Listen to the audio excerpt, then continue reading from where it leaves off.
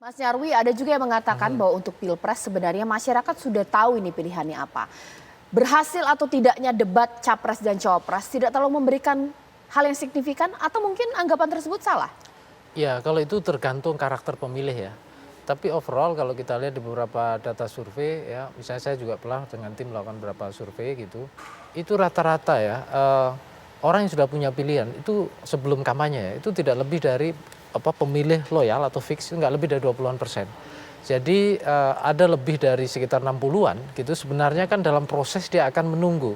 Dalam proses kampanye gitu ya, dia akan melihat ya capres-cawapres ini citra dirinya kayak apa, visi misinya kayak apa gitu ya, programnya seperti apa. Dia juga akan nimbang-nimbang, belum lagi dia akan bandingkan dengan yang lain, diferensiasinya dengan yang lain. Jadi saya kira ya proses kampanye khususnya debat ya, itu sangat perannya sangat luar biasa juga. Karena apa? Apalagi demokrasi kita ini makin matang ya Cak ya, pemilih masyarakat punya banyak informasi di era sosial media, dia bisa ngecek, membandingkan. Jadi saya kira debat ini momentum yang sangat penting bagi capres, tidak hanya capres tapi cawapres juga, untuk dia bisa menyampaikan ya apa keunggulan dari visi misi program dia, bahkan citra diri dia, ya kualitas kepemimpinan dia, model kepemimpinan dia. Kita bisa baca betul Cak, ada di visi misi dokumen yang disampaikan oleh para capres cawapres itu ya di KPU. Tetapi kalau kita simak itu kan dokumen yang normatif. Nah, justru ya debat itu bisa untuk mengelaborasi ya seperti apa misalnya pemahaman atau bahkan strategi dalam pelaksanaan visi misi itu. Karena kalau saya lihat banyak yang normatif. Saya contohkan saja ya di kubu Mbak Sheryl sama Mas Seno ya. Mas Ganjar itu dan juga Pak Ganjar Mahfud gitu dengan Prabowo Gibran, dua-duanya menyebutkan melanjutkan pembangunan IKN kan gitu toh. Itu ada itu saya lihat di dokumen resmi. Tetapi pertanyaannya bagaimana caranya, bagaimana anggarannya, bagaimana strateginya, ya kan, dari mana misalnya menarik investor dan seterusnya. Itulah yang kemudian bisa kita perdalam di debat ya, termasuk meningkatkan kualitas SDM di tempatnya di visi misinya Mas Anies, Mas Huda itu detail sekali beberapa ya. Pembangunan basis psikologi. Nah, caranya bagaimana kan gitu. Nah, ini yang sebenarnya perlu dielaborasi di debat, kira-kira gitu. Baik, oke. Kalau misalnya kita mengatakan bahwa betul debat Capres dan Cawapres sangat esensial untuk meyakinkan masyarakat untuk memilih, sekarang saya ingin ke Mas Seno terlebih dahulu. Kalaulah debat Cawapres itu benar-benar ada, jadi tidak ditiadakan, tapi didampingi oleh Capresnya supaya kelihatan teamworknya. Kalau itu setuju tidak Mas Seno?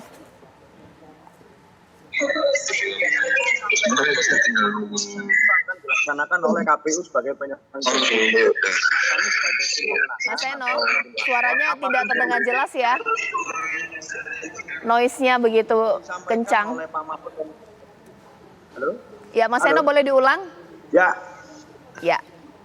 Oke, pada prinsipnya nanti penyelenggaraan debat itu yang melaksanakan adalah KPU. Jadi kami akan tetap mengikuti seperti yang disampaikan Pak Mahfud tadi, formatnya mau didampingi oleh calon presidennya, mau didampingi oleh ketua tim pemenangannya, kita akan kemudian mengikuti prosesnya seperti apa. Kita yakin kok kemudian KPU sebagai penyelenggara itu akan melaksanakan undang-undang dengan sebaik-baiknya, dan intinya baik Pak Ganjar maupun Pak Mahfud siap untuk melaksanakan dengan sebaik-baiknya. Saya rasa itu, Mbak. Oke, kalau Mas Saiful Huda seperti apa ini? Kalau sesi Cawapres ada, tapi di sebelahnya ada Capres dan boleh juga bantu jawab. Kalau gitu setuju nggak? Saya kira format yang dulu sudah bagus itu. Kan sudah teruji 2 kali pemilu. Saya kira kalau mau ada modifikasi baru, difikirkan ulang deh gitu. Karena format yang sudah ada saya kira sudah bagus, tinggal dipertajam substansinya, supaya sekali lagi debat ini sangat penting banget. Tadi sebenarnya sorry betul, ini penting sekali. Kita akan naik level sebagai demokrasi yang sehat, pemilih yang rasional melalui debat ini. Jadi kalau masih menganggap debat sebagai seremoni, saya kira kita perlu tolak bersama. Sekali lagi debat sangat penting, substansi dalam perdebatan semoga menjadi terobosan demokrasi kita, terutama bagi para pemilih yang masih menanti. Paling tidak ada 37% pemilih yang masih menunggu hasil debat dan baru akan menentukan pilihan. Oke, sekarang Mbak Ceril ini. Mbak Ceril bagaimana meskipun setuju apa format yang dilakukan oleh KPU. Tapi ada masyarakat tidak setuju kalau debat cawapres, iya ada, tapi ada capresnya. Ya sama aja, nggak ada sisi cawapres, Mbak Ceril. Iya, tadi Mbak bilang masyarakat nggak setuju ya. Nah itu saya sih serahkan aja ke KPU.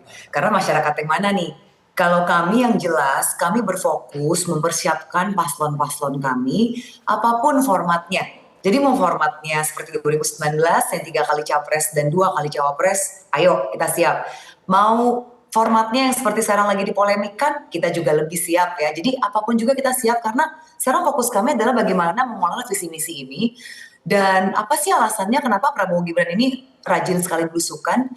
Ya belusukan untuk menyerap aspirasi di bawah ya. Dan kami mau melihat visi misi kita ini bagaimana sih ketika akan diimplementasikan ke bawah. Yang jelas ya tolonglah kita jangan berpolemik. Pertemuan 29 November di KPU itu menghadirkan tim ses dari tiga pasang calon. Dan ada minute of meeting.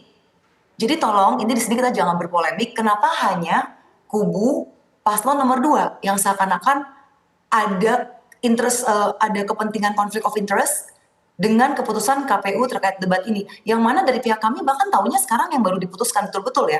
Baru lokasi dan juga waktu. Tapi format itu kan kita nggak tahu nih, belum ada keputusan dari KPU. Tapi seakan-akan kubu kami udah dibangun ada penggiringan opini bahwa kami akan mengambil keuntungan gitu loh.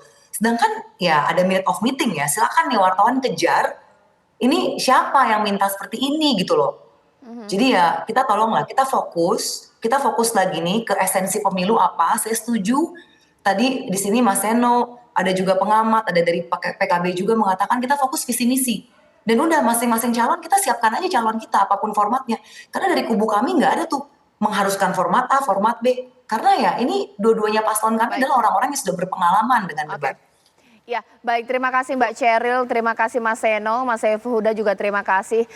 Intinya bahwa mereka siap untuk menghadirkan capres dan cawapres menghadapi debat pemirsa, debat capres dan cawapres. Sesaat lagi, ya boleh singkat saja? Iya, khusus untuk strategi dan ininya ya debat KPU, Cak. Saya kira cara dan kualitas ya yang membuat debat itu berkualitas ya. Siapa untuk materi dan panelisnya, saya kira itu Cak, itu nanti yang KPU perlu lebih detail. Ya. Memberikan keuntungan bagaimana ke capres bisa maksimal, capres maksimal dan pemilih juga. Itu kira-kira Cak. Sesaat lagi kita masih soal siap nggak siap, tapi bukan mengenai capres dan cawapres dalam berdebat, tapi adalah siap dan nggak siap. Masyarakat Indonesia ketika sekarang mendengar janji kampanye, tapi ketika capres dan cawapres menjadi presiden wakil presiden, janji tersebut tidak bisa terrealisasi. Saat lagi. Di Apa Kabar Indonesia Malam.